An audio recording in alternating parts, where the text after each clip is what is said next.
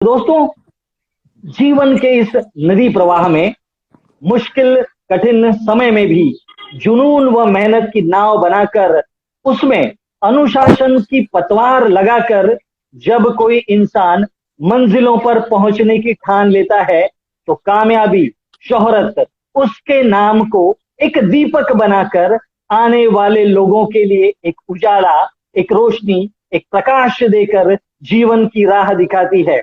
दोस्तों, आज हमारे साथ पोस्ट टुनाइट के इस चैनल पर भारतीय कबड्डी टीम के सफल कप्तान, प्रो कबड्डी लीग के बेहतरीन ऑलराउंडर, बेहतरीन रेडर, जयपुर पिंक पैंथर्स के कप्तान और अर्जुन अवार्डी हमारे साथ जुड़ रहे हैं दीपक निवास हुड्डा जी। नमस्कार दीपक निवास हुड्डा जी। नमस्कार जी। कैसे हैं आप दीपक जी? मैं बिल्कुल बढ़िया, आप बताइए। जी जी, हम सब यहाँ पर ठीक हैं। आशा करते हैं आप भी वहां पर सब परिवार ठीक होंगे। हाँ जी, बिल्कुल। जी जी। दीपक जी, स्पोर्ट्स टुनाइट के इस चैनल पर आपका हार्दिक स्वागत है। इस कार्यक्रम में हम खिलाड़ियों के जीवन के बारे में जानते हैं, उनके बारे में जानते हैं। समय आपका कीमती है। हम सबसे पहले आपको लिए चलते हैं आपके बचपन की ओर और आपके चाहने वालों को आपके बचपन से रूबरू कराते हैं। तो हम ये जानना चाहते हैं दीपक जी कि आपका बचपन और आपके परिवार के बारे में थोड़ा सा बताएं। बचपन मेरा काफी कठिनाई से गुजरा, क्योंकि मैं जब 4 साल का था तो मेरी माता जी की डेथ हो गई थी। जी तो फिर जब मैं 12वीं क्लास में था तो फिर पिताजी की भी डेथ हो गई थी। लाइफ में प्रॉब्लम्स काफी रही, फैमिली बैकग्राउंड मुश्किलों से भरा रहा हमारा। परिवार की आर्थिक स्थिति भी इतनी अच्छी नहीं थी। पिताजी खेती जी बाड़ी करते और उनके जाने के जी बाद तो हालात और भी ज्यादा खराब हो गए थे, क्योंकि जी मेरी सिस्टर जो मैरिड थी वो भी फैमिली प्रॉब्लम की वजह से घर आगे रहने लगी थी। और उनके जी छोटे छोटे बच्चे थे दोनों। मेरी भांजी उस वक्त नर्सरी क्लास में थी और भांजा फर्स्ट में। तकरीबन 10 साल वो जी मेरे पास रही, तो उनकी जिम्मेदारियां भी मेरे ऊपर थी, जिसकी वजह जी से मुझे जी अपनी जी पढ़ाई भी छोड़नी पड़ी थी। जी। जी दीपक जी, आपका जीवन जिस प्रकार से आपने बताया, कठिनाइयों के दौर से गुजरा। माता जी बहुत आपकी कम उम्र में ही इस दुनिया से विदा कर चुकी हैं। तो एक ऐसा जीवन जो कि आपके लिए काफी मुश्किलों भरा रहा। अ, आप बचपन में, यदि मैं कहूँ, इस दौर में क्या पढ़ाई किस प्रकार से आपकी हुई? पढ़ाई मेरी बचपन में तो मैं पढ़ाई में काफी होशियार था। मैं 10th क्लास तक जी काफी होशियार था मैं, लेकिन उसके बाद जी पारिवारिक स्थिति काफी खराब होती गई मेरी, तो जिसकी वजह से मुझे 12th में अपनी पढ़ाई छोड़नी भी पड़ी। लेकिन बाद जी में जी मैंने जी 2-3 साल पढ़ाई का जो डिस्टेंस गैप हो गया था मेरा, उसके बाद मैंने डिस्टेंस एजुकेशन से एमए तक किया अभी फिलहाल। जी जी जी जी लेकिन बीच में तो जी पढ़ाई छूट गई थी मेरी। मैंने जी जी जी हालांकि मैंने एक प्राइवेट स्कूल में 1.5 साल बच्चों को पढ़ाने का भी काम किया अपना घर चलाने के लिए। जी जी जी। जी, दीपक जी, आपका जीवन निश्चित ही आपके बारे में पढ़कर, आपके बारे में सुनकर सभी यदि हम कहें अचंभित हो जाते हैं, क्योंकि जिस प्रकार से आपने जीवन जिया है। रोहित राणा जी भी हमारे साथ इस कार्यक्रम में जुड़ चुके हैं, उनका भी हार्दिक स्वागत है। वे भी प्रो कबड्डी लीग के एक बहुत ही बेहतरीन खिलाड़ी है, आपके चहीते बिल्कुल। हैं। वे भी हमारे साथ जुड़ चुके हैं। तो दीपक जी, यदि हम बात कहें कबड्डी की, तो कबड्डी से किस प्रकार से लगाव आपका हुआ? कबड्डी से लगाव मेरा, मैं जब मैं पारिवारिक स्थिति इतनी खराब हुई तो मेरे एक दोस्त है गांव से ही, नरेंद्र हुड्डा करके, वो हरियाणा पुलिस में जी है अभी, कबड्डी से ही है। तो उन्होंने बोला जी कि जी आप जी कबड्डी खेल सकते हो, क्योंकि आपकी पारिवारिक स्थिति इतनी अच्छी नहीं है, तो आपको जॉब थोड़ी जल्दी मिल जाएगी और सिस्टर उनके बच्चों की देख रेख कर पाओगे। तो मैंने जी जी जी इसलिए कबड्डी ज्वाइन किया, क्योंकि कबड्डी में जो पहले से अच्छी है, जैसे इंडियन रेलवेज है, बैंक्स वगैरह में है, जी जी ओजीसी या एयरफोर्स नेवी आर्मी में बहुत सेंटर्स में है, और भी बहुत सारी जॉब है। तो मैंने सोचा कि हाँ ठीक है, जॉब जल्दी मिल जाएगी तो बच्चों की देख रेख अच्छे से कर पाऊंगा। जी जी। और दीपक जी, शुरुआती समय में क्या कबड्डी की प्रैक्टिस के लिए आपको जो राह थी वो आसान थी या मुश्किलों के दौर से गुजरे आप? देखो, स्टार्टिंग में तो मैंने तकरीबन 2-2.5 साल तो बिना किसी कोच के ही प्रैक्टिस की है, आप यकीन नहीं मानोगे। मैं जी जिसको जी भी जी बताता हूँ सोचता है कि ऐसे कैसे प्रैक्टिस की, क्योंकि कोई कोच नहीं था हमारे गांव में और मैं अकेले ही प्रैक्टिस करता रहता था। जी उस टाइम तो मेरे गांव में बच्चे खेलते थे 5-7, लेकिन वो भी मुझे खिलाने के लिए राजी नहीं थे। उस टाइम पे उन्होंने मुझे प्रैक्टिस करने से मना कर दिया था। क्योंकि उस जी टाइम मतलब कोई भी सहारा नहीं। तो मुझे याद है, अकेले एक ग्राउंड में मैं पहले ग्राउंड तैयार करता, पानी वानी लगाता, उसको अच्छे जी से तैयार करता, फिर उसमें प्रैक्टिस करता मैं। चेयर, टूटी हुई चेयर रखी थी, एक चेयर के साथ मैं रनिंग हैंड टच वगैरह उसको किक मारता, स्टिक्स जी मिट्टी में गाड़ गाड़ के मैं उनको कॉर्नर कवर ऐसे समझ के प्रैक्टिस करता था। ऐसे ही अपने घर पे आने के बाद, घर पे भी दोपहर में भी धूप में भी मैं चेयर्स रख लेता था, चेयर्स को कॉर्नर कवर समझ के प्रैक्टिस करता था। जी जी जी जी बिल्कुल आपका अभ्यास, आपके शुरुआती दिनों की कहानी जिस प्रकार से है, आपका मेहनत, आपका परिश्रम और ईश्वर ने जिस प्रकार से आपका साथ दिया। दीपक जी, हम ये जानना चाहते हैं कि गांव की माटी से उठकर धीरे धीरे किस प्रकार से आपका सफर भारतीय टीम तक पहुंचा। ऊपर लाइफ में प्रॉब्लम्स बहुत रही, लेकिन मैं जब अपना पहला सीनियर नेशनल खेला जनवरी 2014 जी में, तो मैं जी उस सीनियर नेशनल में इतना बेहतरीन खेला था कि मुझे डायरेक्ट इंडिया टीम कैंप के लिए चुना गया। और जी 1.5-2 महीने के बाद ही प्रो कबड्डी का ऑप्शन था, और उसमें भी मेरी सेकंड हाईएस्ट बोली लगी, क्योंकि मैं उस नेशनल में इतना जी जी बेहतरीन जी खेला था। उस टाइम जो इंडिया जी टीम जी के लीजेंड प्लेयर रहे हैं, भारतीय टीम के कप्तान भी थे राकेश कुमार, उनकी 12,80,000 थी और मेरी दूसरे नंबर पर थी 12,60,000। तो वहां जी से जी जी करियर बिल्कुल चेंज हो गया। उसके बाद कंटिन्यू 7 सीजन से मैं खेलता रहूं, और इंडिया टीम से भी 5 गोल्ड और 1 ब्रॉन्ज मेडल हासिल कर चुका हूँ, और अभी हाल ही में कप्तान हूँ, और आप सबकी दुआओं से अर्जुन अवार्ड भी मिला है। जी जी जी बिल्कुल बिल्कुल दीपक जी, आपकी मेहनत, आपका परिश्रम, आपकी लगन आपके लिए उन मुकाम तक आपको ले आई है। सवाल अब वही है कि प्रो कबड्डी लीग की जब शुरुआत हुई, तब पूरा विश्व उस चमक दमक के सामने हतप्रभ था, देखता बर रह गया था। तो क्या दीपक निवास हुड्डा भी जब उस मंच पर पहुंचे, तब क्या कुछ कहता था उनका दिल उस मंच पर। हमारे लिए भी बिल्कुल नया था, बिल्कुल कैमरे के सामने लाइट कैमरा एक्शन ऐसे, जी और इतनी क्राउड के सामने खेलना इतने बड़े मंच पर। हमारा कबड्डी की रूपरेखा तैयार की गई थी, क्योंकि उसके बाद ही कबड्डी आज विश्व के पर्दे पर है। आप देख सकते हैं वर्ल्ड वाइड गेम हो गया जी है, और इतना जी जी पॉपुलर हो गया कि सेकंड हाईएस्ट लीग है जो चल रही है इंडिया में। जी तो इसमें सब प्रो कबड्डी की वजह से हमारे लिए थोड़ा नर्वस तो थे हम उस टाइम, क्योंकि पहली बार खेल रहे थे ऐसे, लेकिन हम जी जी खुश बहुत ज्यादा थे कि अभी हमारा फ्यूचर सिक्योर हो गया है। जी जी जी दीपक जी, आपने फ्यूचर की बात की। प्रो कबड्डी लीग में खेलने के बाद आपके लाइफ में क्या बदलाव आए। लाइफ में बहुत ज्यादा बदलाव आए हैं, क्योंकि देखो फाइनेंशियल कंडीशन तो ठीक हुई है, इसमें तो कोई दो राय नहीं, क्योंकि जी फाइनेंशियल जी सपोर्ट तो मिलती है जब इतनी बड़ी लीग होती है, ऑप्शन होते हैं। सबसे बड़ी जी जो चेंजमेंट है वो रिस्पेक्ट का है। जो जी इतना प्यार लोग का, इतना मान सम्मान, जो रिस्पेक्ट मिल रही है आज, आज हमें पूरी दुनिया जानती है, सब प्रो कबड्डी की बदौलत है। ये रिस्पेक्ट कहीं से नहीं लेके आ सकते हम, पैसा आ सकता है, लेकिन जो रिस्पेक्ट ये पूरी दुनिया जानती है, सब प्रो कबड्डी की बदौलत है। जी जी जी जी बिल्कुल। प्रो कबड्डी लीग ने जिस प्रकार से आपको, आप लोगों को मान सम्मान दिया, एक पहचान दी, पहचान आपकी थी, लेकिन उस पहचान को जिस प्रकार से विश्व के सामने उजागर किया प्रो कबड्डी लीग ने।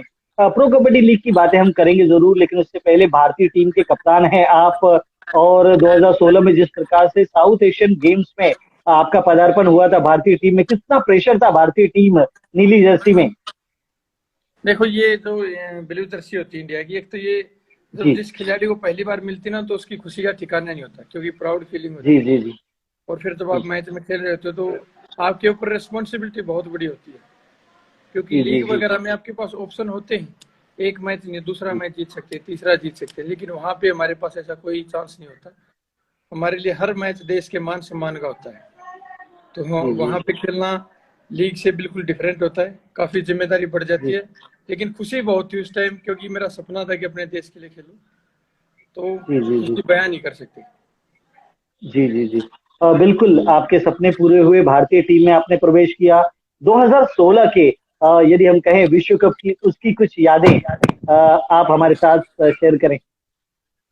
विश्व कप में हम पहला ही मैच जैसे कोरिया से हार गए थे, लेकिन उसके बाद टीम ने इतना जी संभल के खेला कि हम फाइनल में पहुंचे, और फाइनल मैच थोड़ा टफ तो हुआ हमारा, लेकिन जी हम वो जीतने में कामयाब रहे थे। मेरी लाइफ का सबसे बड़े मतलब खुशी के पलों में से एक है वर्ल्ड कप जीतना।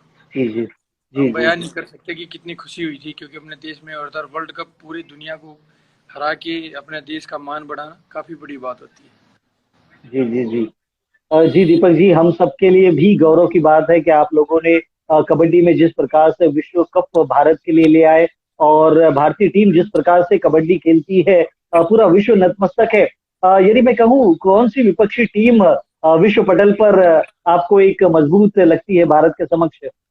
देखो अभी सभी टीमें काफी अच्छी हो गई हैं, क्योंकि हम ये नहीं बोल सकते, प्रो कबड्डी के बाद सभी टीमों ने काफी बेहतर कर लिया। सभी जी टीमें काफी टफ कंपटीशन देती हैं। किसी इंटरनेशनल कंपटीशन में कोई टीम जीत रही है, किसी में कोई। तो ये कबड्डी के लिए काफी अच्छी बात है कि कबड्डी वर्ल्ड के मैप पर अभी छा गया है। अभी जी हम जी देखें, जी बिल्कुल। ईरान, कोरिया, बांग्लादेश, श्रीलंका, पाकिस्तान, सभी देश काफी अच्छा कर रहे हैं। तो कोई भी देश जी किसी भी जी देश जी को हरा सकता है।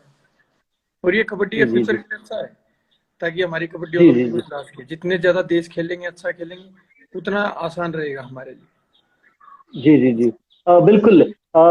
आपने विश्व पटल पर काफी अच्छा किया। प्रो कबड्डी लीग में तो जिस प्रकार से आप खेल रहे हैं, एक बेहतरीन ऑलराउंडर के रूप में, आपने सभी को हतप्रभ कर दिया। दीपक जी, एक सवाल मेरे मन में ये उठता है कि एक रेडर और एक ऑलराउंडर, यदि मैं कहूँ, जिस प्रकार से एक रेडर के रूप में आप अंक बटोरते हैं और डिफेंडर के रूप में अंक बटोरते हैं, तो दोनों ही भूमिका अदा करना मैच पर कितना मुश्किल हो जाता है?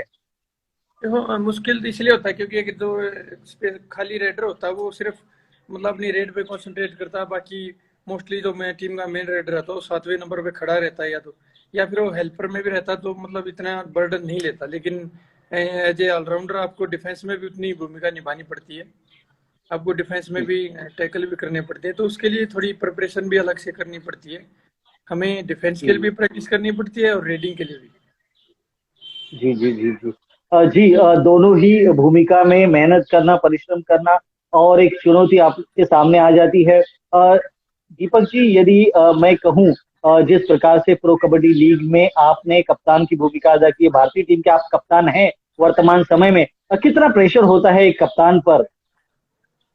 देखो मैं समझता हूँ कि प्रेशर होता है, लेकिन प्रेशर से ज्यादा एक रिस्पॉन्सिबिलिटी लेके खेलेंगे, तभी हम अच्छा कर पाएंगे। मैंने इसको प्रेशर नहीं दिया, मैंने इसको एक रिस्पॉन्सिबिलिटी समझा। और मैं पहले भी जो हमारे लीजेंड प्लेयर रहे हैं, हमारे से पहले राकेश कुमार, अनूप कुमार, और मेरे काफी अच्छे दोस्त अजय ठाकुर, जो मेरे से पहले इंडिया टीम के कैप्टन थे, मैंने उनसे जी काफी जी कुछ सीखा है कि आप बर्डन लेके कभी टीम को संभाल नहीं सकते। और ये जी जो जी इंडिया जी टीम है वो काफी बेहतर होती है, आपको बर्डन लेने की जरूरत नहीं।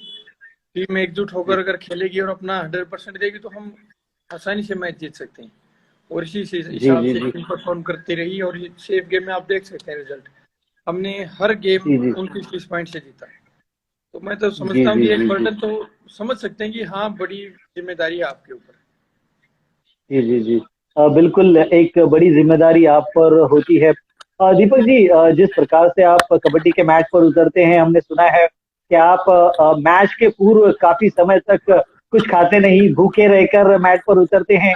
क्या रेड पॉइंट्स या पॉइंट्स लेने की भूख आपके अंदर होती है? नहीं, ऐसी कोई बात नहीं है, मेरी हैबिट है। जी जैसे मैं हमेशा खाली स्टोमक ही रहता हूँ, तो मुझे अच्छा फील होता है मैच के लिए। जी जी जी जी जी जी बहुत से और ऐसे प्लेयर जो दीपक कुछ जी, खा के नहीं खेलते। हाँ जी। जी जी जी और यदि मैं कहूँ दीपक जी, कबड्डी के मैच पर आपके गुरु कौन हैं, जिन्हें आप आदर्श मानते हैं? आदर्श जैसे हमारे लिए राकेश कुमार भाई साहब हैं, अजय ठाकुर है मेरे दोस्त। ये काफी सीखते हैं हम इनसे। जी जी जी दीपक जी, कबड्डी में तो आपने अपना जलवा दिखाया। यदि आप कबड्डी न खेलते, तो दूसरे कौन से गेम में आप अपना जलवा दिखाना चाहते थे? तो स्पोर्ट्स में तो मैं दूसरे किसी स्पोर्ट्स में नहीं था। जी मैं मोस्टली एज ए टीचर ही होता, अगर स्पोर्ट्स जी में नहीं जी होता। जी जी जी, टीचर की आपने बात की। दीपक जी, कौन सा विषय आपका पसंदीदा और आप उसमें ज्यादा इंटरेस्ट रखते थे? मैथ, मैथमेटिक्स और इंग्लिश। मैथ, हाँ जी। मैथमेटिक्स और इंग्लिश। जी हाँ, बिल्कुल लगता है आप मैथमेटिक्स के टीचर हैं, इसीलिए मैथ पर उतर कर आप सारे गणित के सवाल जवाब विपक्षी टीम के लिए वहां पर मुश्किलें पैदा कर देते हैं। बस जी, करते हैं, प्रैक्टिस करते जी रहते हैं, सब भगवान की देन है। जी जी जी बिल्कुल।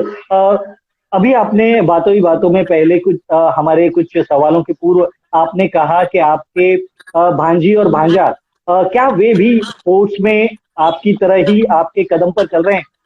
हाँ बिल्कुल, मेरी भांजी है, तो वो जूनियर एशिया चैंपियन बन चुकी है बॉक्सिंग में, और भांजा कंटिन्यू हरियाणा से खेलो इंडिया में खेल रहा है, और अभी हाल ही में खेलो इंडिया 21 में गोल्ड मेडल लेके आए हरियाणा की। जी जी जी। बिल्कुल। बहुत बहुत हाँ, अभिनंदन आपका और आपके परिवार का, जो कि आने वाले समय में और अच्छा करेंगे आपके भांजे और भांजी, आपका परिवार आने वाले समय में। और दीपक जी, यदि हम कहें जिस प्रकार से आपने कबड्डी खेली है, आपके दिल में एक मलाल, जैसे कि आपने शुरुआती समय में बताया कि जब आप 4 वर्ष के थे, आपकी माता जी का देहांत हो गया, आप 12वीं कक्षा में थे, आपके पिताजी नहीं रहे। यदि अ, मैं कहूँ, वे आज आपके साथ होते, जो जिस मुकाम पर आज आप पहुंचे हैं, उस मुकाम को देखकर निश्चित ही क्या कुछ कहता है आपका दिल उनके बारे में? थोड़ी सी यादें हमारे साथ। देखो, माँ बाप होते तो उनसे बड़ा तो कुछ होता नहीं। बच्चों के लिए तो माँ बाप से बढ़कर कोई भगवान भी नहीं होता। वही हमारे पहले जी भगवान थे, वही गुरु होते। मलाल तो होता है कि वो होते तो उनको कितनी खुशी होती कि मैं आज इतना अच्छा कर पा रहा हूँ, लेकिन जो अगर वो नहीं है फिर भी थोड़ा अच्छा फील होता है जब मेरे पिताजी का नाम मेरे नाम के साथ बोला जाता है। रामनिवास मेरे जी पिताजी का नाम है, और उनका नाम मेरे नाम के साथ हमेशा जुड़ा रहता है, दीपक निवास हुड्डा करके। जी जी। जी, दीपक निवास हुड्डा। यदि हम कहें, आपका अभ्यासक्रम इस समय कैसे चल रहा है? बिल्कुल अच्छा चल रहा है जी। जी। और एक बात, आने वाले खिलाड़ियों के लिए, आने वाले लोगों के लिए, डीएनएच न्यूट्रिशन। हाँ जी, डीएनएच न्यूट्रिशन मैंने स्पेशल एथलीट्स के लिए ओपन किया है, क्योंकि बहुत से एथलीट्स परेशान रहते हैं। एक तो उनको प्रॉपर गाइडेंस नहीं मिलती न्यूट्रिशन की, और उनको हमेशा जी धोखे में रखा जाता है। और इस फील्ड में बहुत जी जालसाजी धोखेबाजी होती है, बच्चों को गलत चीज दे देती है जो उनकी पूरी लाइफ खराब कर देती है। सस्ता बोलकर उनको काफी गलत चीजें दे दी जाती है। तो मैंने जी स्पेशल जी जी एथलीट्स के लिए बच्चों को, क्योंकि बच्चे बड़ी मुश्किल से मिडिल क्लास फैमिली के बच्चे होते हैं मोस्टली स्पोर्ट्स, और वो पता नहीं जी कहाँ जी से जी न्यूट्रिशन के लिए अरेंज करते हैं, और उनको ऐसे गलत गाइड किया जाता है। उनका करियर भी खराब हो जाता है, उनकी हेल्थ भी खराब हो जाती है। तो मैंने एक छोटी सी पहल की है ताकि एथलीट्स की मदद कर सकूं। जी जी जी। बिल्कुल। एक बेहतरीन पहल आपके द्वारा, जो आने वाले खिलाड़ियों के लिए एक बेहतरीन, यदि मैं कहूँ, वो पौष्टिक होगा, जिससे कि वे अपने खेल को और भी शानदार अंदाज में कर सकते हैं। और आने वाले, यदि हम कहें खिलाड़ियों के लिए, आप कुछ और संदेश देना चाहेंगे? मैं जरूर संदेश देना चाहूंगा कि अभी चाहे आप कबड्डी खेल रहे हैं और कोई भी खेल, आपका फ्यूचर बहुत अच्छा है, क्योंकि सभी खेलों की लीग हो रही है मोस्टली। तो आपकी जी फाइनेंशियल जी कंडीशन भी बहुत अच्छी हो जाएगी। आपको मतलब ये मतलब डरने की जरूरत नहीं है। बस आप प्रॉपर मेहनत कीजिए, फिटनेस पे पूरा फोकस कीजिए, आपका फ्यूचर बहुत अच्छा हो जाएगा। लेकिन पहली बात विल पावर और जुनून बहुत होना चाहिए। आपको गिव अप कभी नहीं करना है। देखो, एक दिन में, एक साल में या 2 साल में कोई एकदम से प्लेयर नहीं बनता। आप जी 1000 बार गिरोगे, उसके बाद उठोगे, तभी आपका नाम होता है। और जी मेहनत जी करते जी तो कामयाबी जरूर मिलती है। मैंने देखी अपनी लाइफ जी में। तो आप सब हासिल कर सकते हो जो आप हासिल करना चाहते हैं, बस आपके अंदर वो विल पावर जरूर होनी चाहिए। जी जी जी। बिल्कुल। दीपक निवास हुड्डा जी, आपका समय काफी कीमती है। आपने स्पोर्ट्स टुनाइट को समय दिया। मैं ईश्वर से यही कामना करता हूँ, स्पोर्ट्स टुनाइट के माध्यम से और आपके करोड़ों चाहने वालों की ओर से, कि आने वाला जीवन आपका सुखमय हो, मंगलमय हो, और आपके आने वाले जीवन की उन तमाम मुश्किलें जो कि दूर हो जाएं, खेल के मैदान पर आप वही जलवा, वही बेहतरीन अंदाज में फिर एक बार करते हुए नजर आए, और भारतीय टीम, भारतीय तिरंगा वही आन बान और शान के साथ पूरे विश्व पर लहराए, और वही कबड्डी का जुनून पूरे खिलाड़ियों के साथ आप लेकर आए। आपके माता पिता का आशीर्वाद सदा आपके साथ बना रहे। मैं राजेश यादव, स्पोर्ट्स नाइट की ओर से अब आपसे अल्प समय के लिए विदा लेता हूं, और बहुत जल्द ही आपसे फिर एक बार नए प्लेटफॉर्म पर, नए मंच पर फिर एक बार मुलाकात करूंगा। तब तक नमस्कार, जय हिंद।